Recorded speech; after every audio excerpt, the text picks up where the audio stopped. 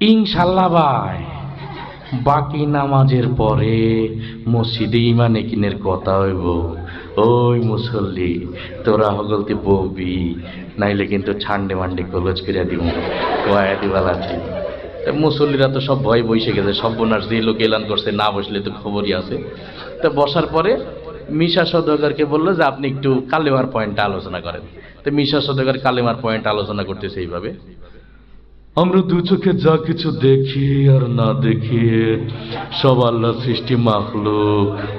মাখলুক কিছু করতে পারে না আল্লাহর হুকুম ছাড়া, আর আল্লাহ সব কিছু করতে পারে মাখলুক ছাড়া, ঠিক কিনা? তো যাই হোক, সে তার মতো করে বলে গেল। এরপরে ওই ডিপজলকে আবার বললো যে আপনি একটু নামাজের বিষয়টা আপনার মতো করে বলেন। তা ডিপজল নামাজের বিষয়টা বুঝাইতেছে এইভাবে, ওই আল্লাহ রাসূল জ্যামতে জ্যামতে নামাজ পড়ছে আর সাহাবীকে শিখাইছে অমতেই নামাজ পড়তে হইব, বোঝো নাই মাসলাটা, দুধু খাও। এই ইমাম সাহেব, আরে নামাজ শিখাই দিবে। যাই হোক, সে তার মতো করে বললো। এরপরে জিকিরের বিষয়টা দিয়ে হলো কাবিলাকে। তা কাবিলা জিকিরের বিষয়টা তার মতো করে বলতেছে এইভাবে, ওর হালতে মাওলা পাকের জিকির তোমার দিলের ভিতরে টাস টাস করে বাজতে থাকে। জিকির হইলে যদি তুমি কবরের ভিতরে হান দাইতে পারো তাইলে তো বাইসি গেলা, আর জিকির না হইলে কবরে গেলে ফেরেশতারা তোমার 14 শিখের ভিতরে হান দেয়। তো যাই হোক, সে তার মতো করে বললো। এরপরে ইকরামুল মুসলিমিন, মুসলমান পরস্পর ভালোবাসার হৃদ্যতা, এটা দিয়ে হলো নায়ক ওমর সানিকে।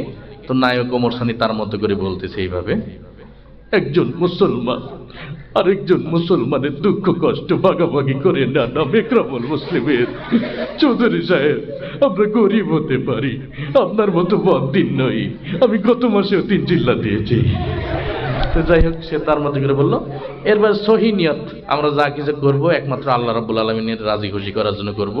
এটা দিয়ে হলো নায়ক মান্নাকে। নায়ক মান্না তার মতো করে বলছে এইভাবে, আমরা আমরা যা কিছু করব পৃথিবীর কোনো মানুষকে খুশি করার জন্য করব না,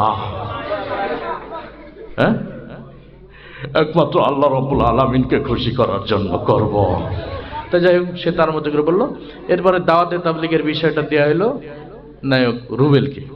তো নায়ক রুবেল তার মতো করে দাওয়াতে তাবলীগের বিষয়টা বলছে এইভাবে, আল্লাহর দিয়া জান, আল্লাহর দিয়া মাল, আল্লাহর দিয়া সময় দিয়ে আল্লাহর রাস্তায় বের হয়ে আল্লাহর দিয়া জান মাল সময়ের সঠিক মূল্যায়ন করতে হবে। আর জেনে রাখিস, তুই যদি আল্লাহর দিয়া জান, আল্লাহর দিয়া মাল, আল্লাহর দিয়া সময় সঠিক মূল্যায়ন না করিস, তুই বেঈমান হয়ে মারা যাবি, বেঈমান হয়ে মারা যাবে। আজকের মতো আমি এখানে বিদায় নিচ্ছি, আবার আগামী অনুষ্ঠানে দেখাবে ইনশাল্লাহ।